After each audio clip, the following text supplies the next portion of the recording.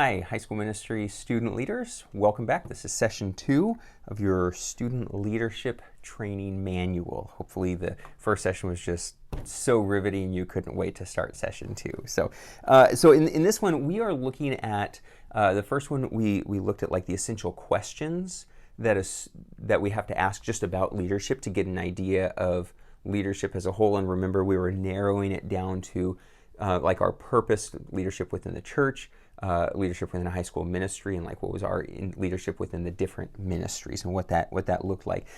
Now I want to kind of transition to, now that we have an understanding of that, I want us to look at what are the essential qualities of a leader. So for this session, we're just going to focus on you specifically as a leader. We're not looking at leadership teams as a whole. We'll get back to that in session 3, but now we're looking at you individually as a leader, and this is you as a leader in high school ministry on your current team. But this is stuff I have to think through. This is stuff Pastor John has to think through. Any leader has to think through, I think, all of these qualities. So you as a leader, by doing these things, you will be a good and effective leader now where you're at, but by doing these things, you will be an effective leader all throughout your life. And so take note of these things. I think if there's, I don't know, it's hard to say like which of these sessions is most important, but I would say long term for the rest of your life, I would probably say session 2 is going to be the most important and the most kind of long term, the most important for you to walk away with. So there's really 4 essential qualities, but I've broken 2 and 3. I've broken those qualities down into like different sections, if you think of it that way. So most of our time is going to be in session or in quality number 2 and 3. So, but we'll get to that. So the 4 essential qualities of a leader. Quality number 1 is that a leader has to have a sense of calling. So I think a leader needs to have some sort of feeling like this is something God's wanting me to do, and that calling can be like internally felt, but I think that calling also is confirmed by other people. So all of you went through an interview process. Part of that interview process was to determine God's calling. Like, are you qualified? Are you called? Like, is God calling you to serve in this leadership team? And it's good to have other eyes on you in that sense. And so I think it's important for you as a leader to know that you didn't just stumble into this leadership position, but this is from the Lord. Like, I think, and I'm convinced that the Lord wants you to serve on this leadership team, that you are here, if you think of like Esther, for such a time as this. You are here for this time and this reason. And that calling has 2 things. With that calling comes two sides of the same coin. You have to have confidence and you have to have humility. And so what I mean by that is that you need to be confident that it's the Lord that's calling you to this, and that should give you confidence. So when you speak up, when you give your opinion, when you voice concern, when you share an idea, do it with confidence, because you didn't just stumble into this leadership position. God wants you here, and God called you here. And so you need to have confidence knowing that it's God that called you to serve in this role. But on the same sense, you need to have humility knowing that it's God that called you into this role. So what I mean by that is that you're not here because you're so amazing and you're so special, or I'm so amazing and I'm so special. Every single one of us is replaceable. Every single one of us is here because of the Lord and His grace. And so we also need to hold on to this leadership position with great humility as well. And so be confident, but be humble as well.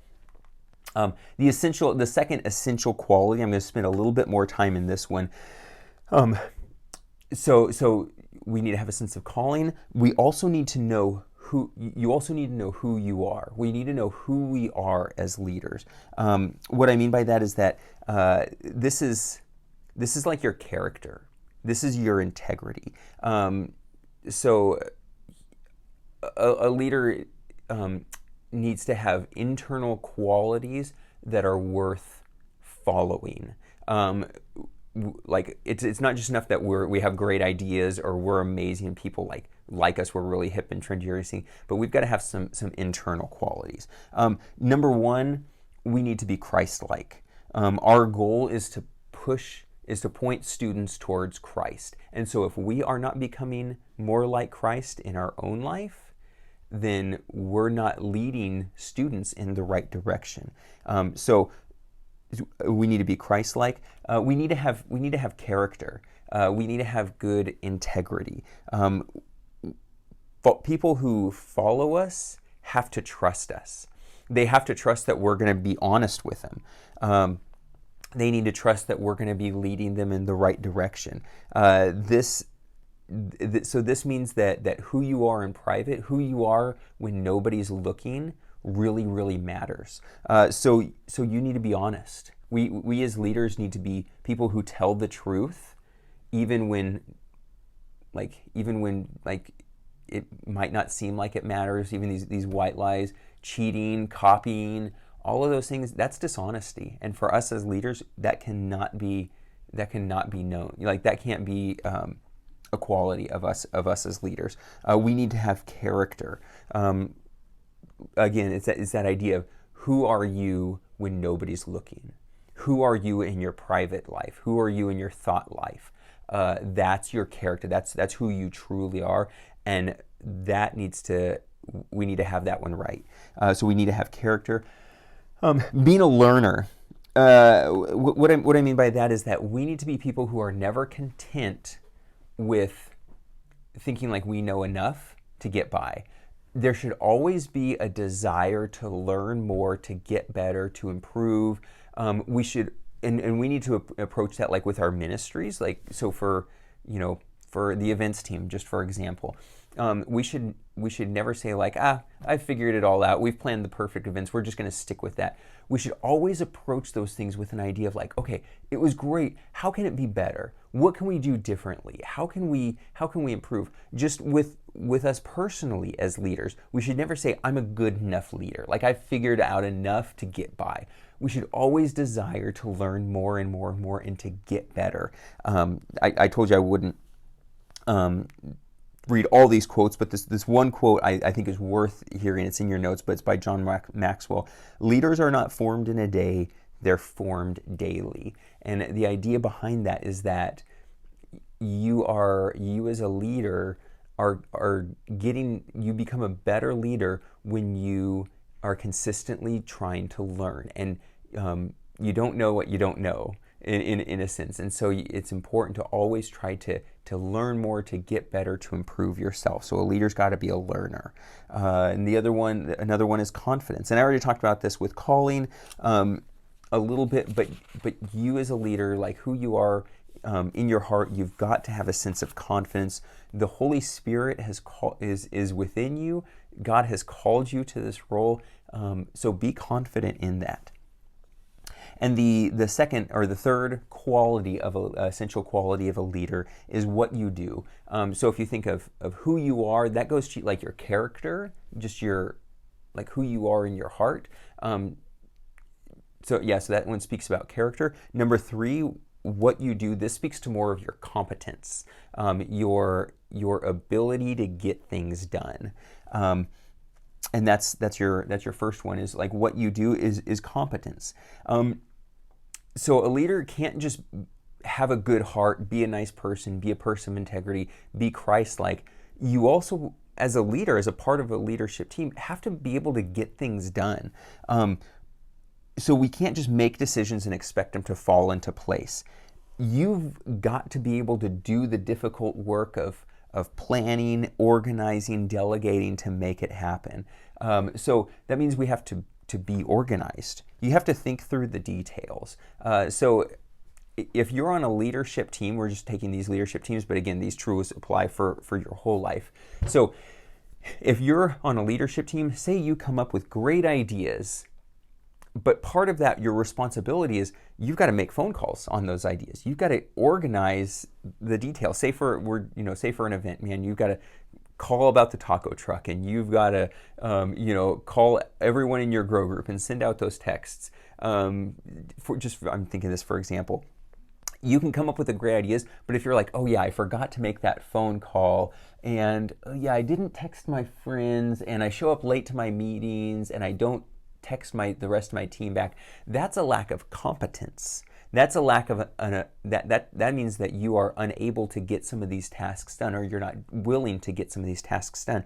And it doesn't matter how great of the plan is, how great of how great your character is. It doesn't matter how great of a planner you are. If you're not following through on these things, it's all for nothing, and it all falls by the wayside. And so you can completely like torpedo an amazing event if you just aren't competent. And so you as a leader need to have competence. You need to get organized in your life. You have to think through details. You have to plan. You have to be willing to say no to certain things in your life that aren't important, so you have time to say yes to the things that are the most important. So again, competence. Another part of competence is that you're a problem solver, not a problem spotter. Anybody and everybody can spot problems. It doesn't take a genius to spot what problems are. Anybody can look at any ministry, any organization, and be like, they should be doing this better. They should be doing that better. That sucks. It would be much better if they did this. That's just problem spotting. And again, anybody can do that. But a leader is a problem solver. So a leader looks at the problem that they identify and they say, okay, I'm going to think through solutions on how to make this better.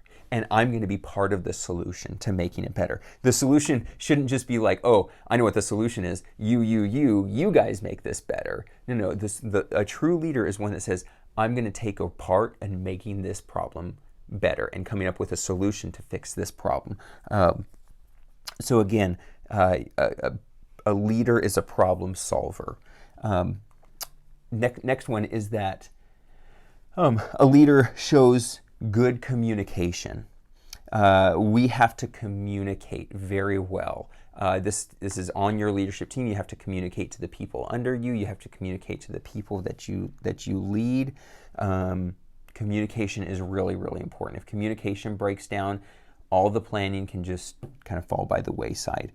So communicate clearly, communicate quickly, communicate honestly, and communicate when we need communication. So those are pretty self-explanatory. The last one I'll say, though, communicate when we need communication. It's your responsibility if someone over you, like myself, or your adult team leader, needs to be giving you information and you don't have it. It's not enough to just be like, well, I'll just get it when I get it, and that's on them. No, if we need communication, if we're not empowering you to help, to be a part of the team and to be a better leader, you've got to let us know that. If we're dropping the ball, let us know. If you're dropping the ball, we'll let you know. If you're not communicating, we'll communicate that to you. If we're not communicating, communicate that to us. I hope that makes sense. Then the next one is consistency. Trust is based on consistency. So it means basically as a leader that you are consistent. It doesn't mean like, so take for communication, for example. If you sometimes send out your texts that you're supposed to, and sometimes you don't, sometimes you're like really upfront and quick about things, sometimes you wait till the last minute, that's inconsistency. And then the people that you communicate to, they can't trust that they're always going to get the information when they need. But trust is built on consistency. A leader who is inconsistent in their lifestyle, their attitude, their competency, they will struggle as leaders, and they will struggle with having the trust of the people that they lead. So in other words, the idea is you've got to be predictable. People have got to know that you will always follow through, that you will always be there on time, that you will always be organized. The next one is culture. So going back to what we do, you as a leader, you build the culture. Culture is a way of living and thinking within a group that happens naturally and reproduces itself. What I mean by that is that it's the way things just kind of naturally, easily go without having to be prompted to do it. Yeah, so a leader builds the culture. So they inspire a way of doing things that just, like I said, like reproduces itself. A way that where you just where people in the group just naturally want to do things a certain way, and the leaders help shape and mold that culture. And so, like what you do adds to that and contributes to that in one way. And it's important to realize that the culture is shaped slowly. It's not like, oh, we're gonna just make this culture where everybody is more loving and people are just way more welcoming to new people. And we're going to do this one event and we're going to talk about this one message series, and instantly everyone in the youth group is just going to be so much more welcoming and so much more loving and so much more inviting. Well, that doesn't happen. It doesn't happen overnight. It doesn't happen with one event, with one message series. It happens slowly over time and with consistency. And the fourth essential quality is gratitude. We have to realize that a leader leads people, and people aren't just this tool for us to use. It's not about numbers. People are people, and they matter to Jesus, and they should matter to us. And so to be a good leader, we have to be grateful for the people that God has called us to lead. And so just a real quick recap. A leader has calling, a leader has character, a leader has competence, and a leader has gratitude. So that's it for session 2. We'll see you guys in session 3.